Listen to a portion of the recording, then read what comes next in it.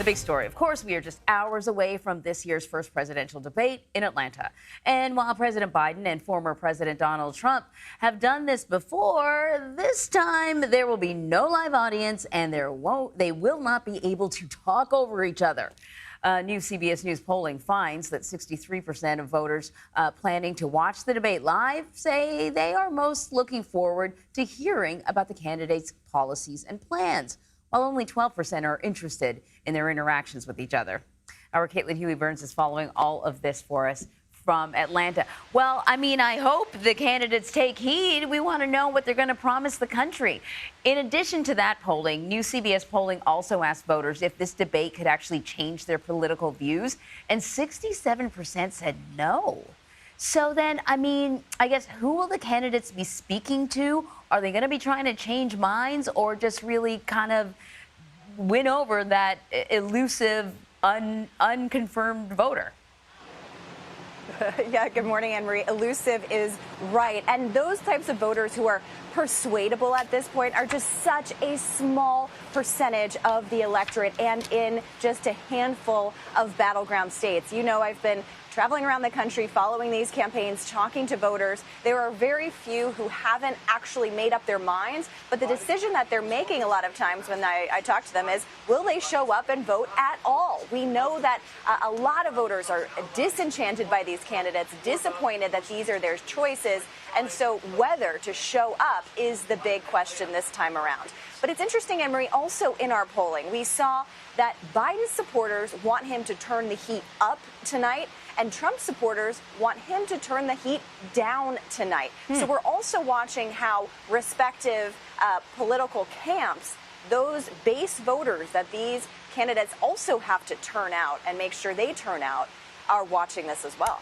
Interesting. Well, former Republican Congressman Adam Kinzinger, who just formally endorsed President Biden, he spoke recently about, what to expect from Trump's team during the debate, and I want to play some of that sound. They're setting expectations that if Joe Biden does well and better than Donald Trump, it must be some outside influence like drugs. It's asinine. It's insane. It's disrespectful to the president of the United States, regardless of who's president. And it just goes to show how desperate they are. Well, we've sort of seen this tactic before, sowing a little bit of doubt ahead of time. We saw it with the last election. How is former President Donald Trump preparing for this debate? And what do you think? How do you think he's going to try and paint President Biden? You know, Anne-Marie, it's really interesting because over the past several months, Trump and his team have been setting a very low bar for Biden, criticizing him, saying he can barely stand up, saying that he's going to be spending the past week in debate prep. But then over the past several days, you've seen kind of a shift in strategy, going after the debate moderators, the debate hosts themselves, and trying to tell reporters that they think that Biden is already kind of coming into this with a advantage, which is kind of interesting if you think about how they've been framing this. Now they've been, they were trying to kind of increase expectations for Biden, and now they are saying that, they're kind of changing that strategy a little bit. But what's interesting for Trump, too, is, you talk to his supporters, and they do want him to turn the temperature down. But you also know that when on the attack, he is going to go after him as well. And we also can expect, these indictments, the conviction in New York to come up. And Trump and his team say they are well prepared for that and to shift strategy. Immigration, obviously, going to be key for Trump. Also, the economy is going to be key. That's really interesting because that's also sort of part of a consistent narrative with Donald Trump, to sort of identify that the deck is stacked against him, that the system is sort of somewhat against him. Who are these moderators? We've seen this in a number of different areas. But this debate is going to be a little different than the first time in 2020 when they matched up. Can we talk about the differences? That's exactly right. The biggest difference is there is going to be a mute button. So remember that first matchup where you could barely even hear from the candidates because they were talking over each other. Trump especially was interrupting in that debate. The mute button will allow for none of that. So that will be interesting. And in some ways, Anne-Marie, that could work to Trump's advantage because he was criticized after that first debate. He admits himself, essentially, in recent interviews, because he was interrupting so much. And Trump himself acknowledged that in that second debate, he didn't interrupt as much, and in his words, got higher marks for it.